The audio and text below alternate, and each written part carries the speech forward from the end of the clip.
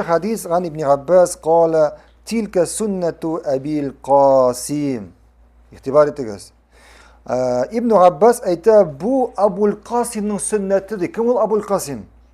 Peygamberimiz sallallahu aleyhi ve sellem. Peygamberimizin kunyası neydi? Abul Qasim. Ham bu onun sünneti dedi. Nindi onun sünneti? Yani itmamus musafiri iza qtadal muqim. Tamam takvar. Yani itmamul musafiri iza qtadal muqim ve illa fel qasr. Naam. Anlaşıldı.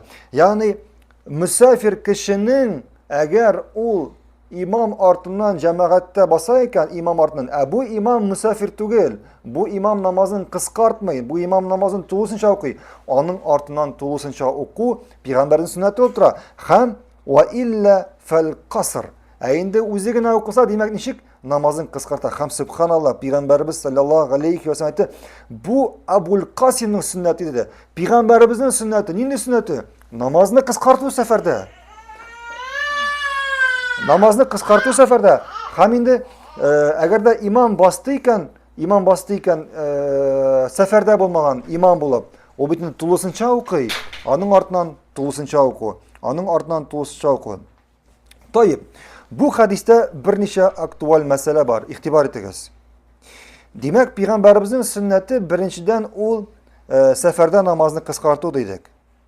Şulay yok ikinciden seferde bulmagan imam артынан bastıyken namazını tulusunca oku. Sonra kalıp kilse tulusunca okuy mu? İhtibar etiniz. Mesela imam yani kilisince mesela misafir kişi, seferde bulgan kişi kildi meşitke, sonra kalıp kildi. İmam mundağı şu yerde yaşaşı imam tulusunca okuy cemaatte namazını. Mesela ila namazı neçe rakat okula? 4 rakat.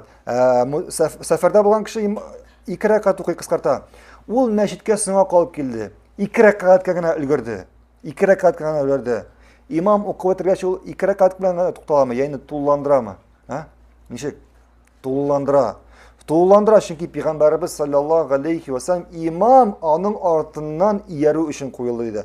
Demek sen imam артından niyet alıp kırdın iken demek sen onun namazına niyet kılasın. Haminde ol okugan şekilde 4 rakat okurat iş basın. Haminde imam selam bilginasın turup 2 rakatını tuğlandırasın. 2 rakatını tuğlandırasın. Tayyip. Üçüncü mesele. Misafir kişi imam bulup basa nişik okuy? Mesela cemaat yolda baralar. Tuktadılar meşke. Misafir kişi imam bulup bastı.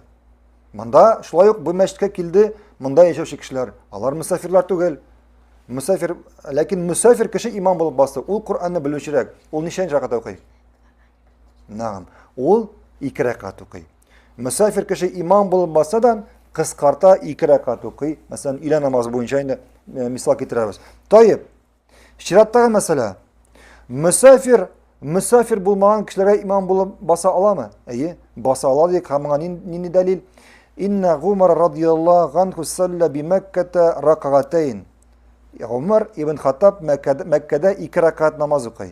Yani sümme kâle ya ahle Mekke'ti atimmus salâtekum fe inne kavmun sefer. Hamine şunlasın onun артында okuyan Mekke halkına ayta eydi Mekke ahilleri namazlarınızı tullandırınız dey. Şunlukta kavmun yani biz dey misafirler dey. Şuna göre namazını kıskartıp okuduk dey. Şuna göre eğer indi misafir kişi imam bulup basayken şulay ila namazı boyunca misal getiririz. Misafir kişi imam bulup basayken o bitini 2 rakat okuy. Onun артынан şu şekilde yaşaşı misafir bulmayan kişi namazga bastı.